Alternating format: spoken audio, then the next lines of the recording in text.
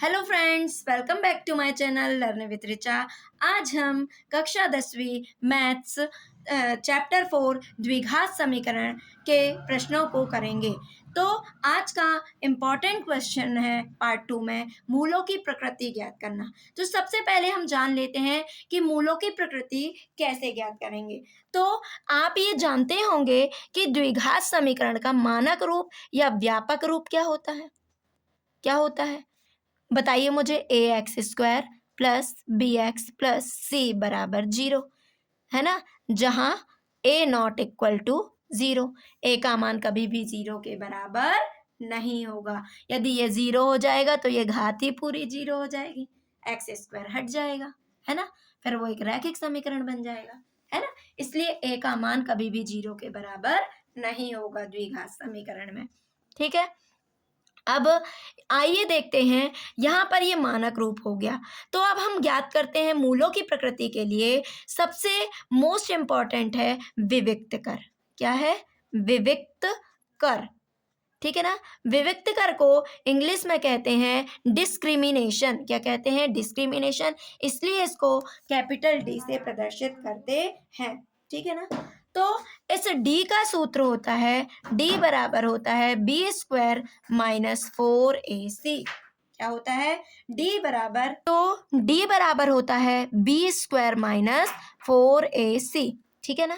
अब ये तो आप निकाल लेंगे, डी का मान भी अच्छे आसानी से निकाल लोगे। लेकिन अब ये जो प्रकृति है वो किस पर डिपेंड करेगी? डी के मान पर। तो ध्यान दो, जब डी का मान 0 से क्या होगा? बड़ा। डी का मान क्या होगा? 0 से बड़ा। अब 0 से बड़ी संख्याएं तो जानते होगे ना, 1 2 3 4 5, ये सभी संख्याएं 0 से बड़ी हैं, है ना। तो इसको गणित में कैसे लिखेंगे? D is greater than 0। जब डी का मान 0 से बड़ा होगा तो जो क्या है, मूल है, वो कैसे होंगे? वास्तविक होंगे। कैसे होंगे? वास्तविक व भिन्न होंगे। ठीक है ना। वास्तविक भी लिख सकते हो, वास्तविक व भिन्न ये भी लिख सकते हो। ठीक है ना। अब दूसरी कंडीशन ये है, मैम डी का मान 0 से छोटा आ गया तो क्या होगा, है ना। तो इसके लिए भी है।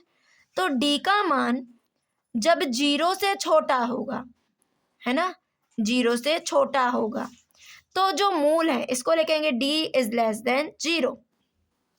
डी का मान 0 से क्या होगा? छोटा होगा। तो जब 0 से छोटा होगा तो मूल जो हो जाएंगे काल्पनिक होंगे। कैसे होंगे? काल्पनिक। कैसे होंगे? काल्पनिक या अवास्तविक। क्या बोल सकती हो? अवास्तविक या वास्तविक नहीं होंगे। ठीक है ना। वास्तविक नहीं होंगे, इनके लिए ये शब्द हो जाएंगे। ठीक है ना। वास्तविक नहीं होंगे। ठीक। अब ये तो हो गया। मैम कभी कभी 0 के भी बराबर हो जाता है। तो जब डी का मान 0 के बराबर होगा, किसके बराबर होगा?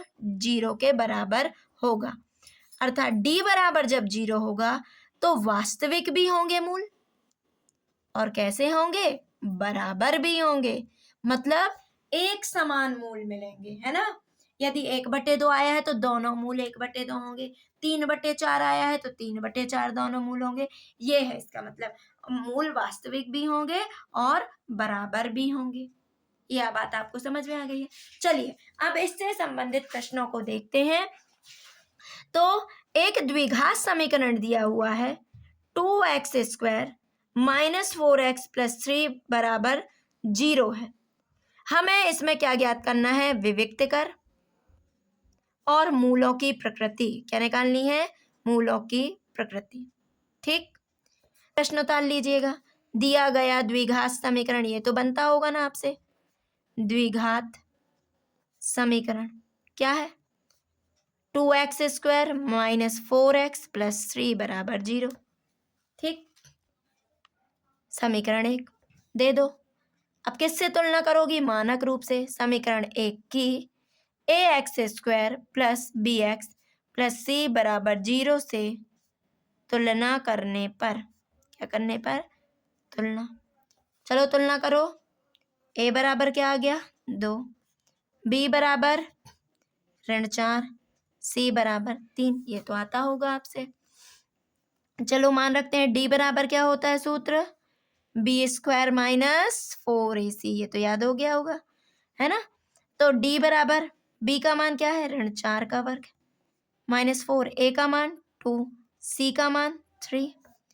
तो चलो 4 चौके 16, 4 दूनी 8 दिया 24, ऋण 24, 24 में से 16 गए, कितना आया, 4 के बचे 8 बचे, 8 आया, बड़ी संख्या ऋण की ऋण, ओ ये तो ऋण आ गया, है ना। तो क्या हो जाएगा, तो लिखोगी चूंकि डी इज लेस देन 0। यदि आपको ये लिखते नहीं बन रहा है तो सीधे लिख दो डी का मान 0 से छोटा है, ठीक है ना। यदि कंफ्यूज होते हो इन चिन्हों में तो, है ना, ये लिख दीजिए डी का मान 0 से छोटा है, या लिख दीजिए डी इज लेस देन 0, इसलिए द्विघात समीकरण 2x square minus 4x plus 3 के बराबर 0 के मूल कैसे होंगे, काल्पनिक होंगे। काल्पनिक, अवास्तविक, वास्तविक नहीं, ये सब शब्द का प्रयोग कर सकते हैं आप, होंगे, ठीक है ना। तो डी का मान भी आ गया ऋण 8 और मूलों की प्रकृति भी निकल गई, यही आंसर हो गया। द्विघात समीकरण 3x square minus 2x plus 1/3 बराबर 0 के का विविक्त कर ज्ञात कीजिए। क्या ज्ञात कीजिए, विविक्त कर, विविक्त कर ज्ञात कीजिए और मूलों की प्रकृति, यही क्वेश्चन है। तो देखो सबसे पहले तो टेढ़ा मेढ़ा समीकरण है तो इसको सरल कर लो, यहाँ लिख लो दिया गया द्विघात समीकरण, लिख लोगे ना, 2x प्लस 3 1/3 बराबर 0। अब इसके बटे में तो 3 है, इनके बटे में नहीं है, तो 1 कर लो, इन सब का एलसीएम क्या आ जाएगा, 3। अब 3 में 1 का भाग दोगी तो क्या आएगा, 3 ही आएगा, और 3 तिरका 9x स्क्वायर, 3 दूनी 6x धन 1 बराबर 0, ये भाग में गुणा में जाएगा इस साइड, तो यहाँ हो जाएगा 9x square minus 6x plus 1 बराबर 0। ठीक, बन गया, लिख लो यहाँ उपर्युक्त द्विघात समीकरण की ax square plus bx plus c बराबर 0 से तुलना करने पर लिख लोगे, a बराबर क्या आ जाएगा 9, b बराबर ऋण 6, c बराबर 1। a क्या होता है, एक्स स्क्वायर का गुणांक, b क्या होता है, x का गुणांक, c क्या होता है, अचर पद, यही होता है ना। चलो d बराबर क्या होता है, b स्क्वायर माइनस 4ac। ये देख के मत डरना, थोड़ी सा बस है, इसको सरल कर लोगे, बाकी प्रश्न वैसे ही है। b ऋण 6 का वर्ग माइनस 4a 9c1 36, 4 नाम 36, कितना आ गया 0। तो d बराबर, चूंकि d बराबर 0, इसलिए मूल कैसे होंगे, कैसे होंगे, वास्तविक, वास्तविक व बराबर होंगे, कैसे होंगे, वास्तविक व बराबर होंगे, ठीक है ना, बन जाएगा। 2x square minus 3x plus 5 बराबर 0 के मूलों की प्रकृति निकालो। द्विघात समीकरण है, इसकी ax square plus bx plus c बराबर 0 से तुलना कर लेना, ठीक है ना। देखोगे दिया गया द्विघात समीकरण, अब इसकी ax square plus bx plus c बराबर 0 से तुलना कर लेना, a बराबर 2, b बराबर ऋण 3, c बराबर 5, d बराबर निकालो b square minus 4ac, b का मान ऋण 3 का वर्ग 4, a का मान 2, c का मान 5, 3 तिरका 9, 4 दूनी 8 पंचे 40, कितना आ गया ऋण 31। कैसे होंगे मूल, काल्पनिक, लिख देना चूंकि d is less than 0, d का मान 0 से छोटा है, इसलिए मूल क्या होंगे, काल्पनिक होंगे। अगला next important, most important question है कि द्विघात समीकरण दिया हुआ है 2x square plus kx plus 3 बराबर 0, है ना, ये दिया हुआ है, तो k का मान ज्ञात कीजिए जब 2 बराबर मूल हो, है ना। तो k का मान ज्ञात करना है जब क्या हो, 2 बराबर मूल हो।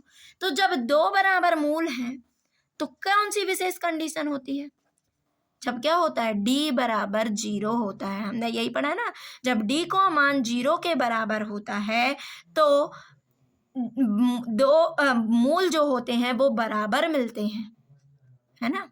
तो सबसे पहले लिख दीजिए दिया गया द्विघात समीकरण क्या है, 2x² प्लस kx प्लस 3 बराबर 0। समीकरण 1 ऊपर समीकरण 1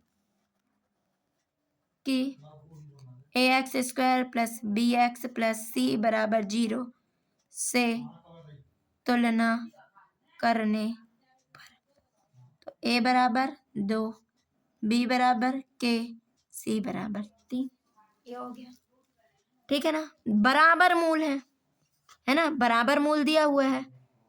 जब मूल बराबर होते हैं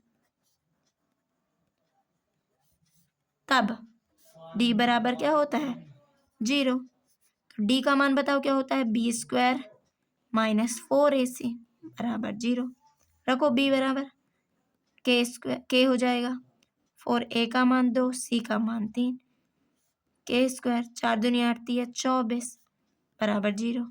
k² बराबर 24, तो k बराबर धन ऋण √24। ये हो जाएगा राइट आंसर।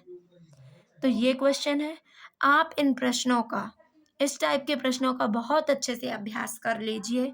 यदि आपको मेरे द्वारा पढ़ाया हुआ समझ में आया है तो आप मेरे चैनल को प्लीज़ ज़्यादा से ज़्यादा लाइक, शेयर एंड सब्सक्राइब कीजिए।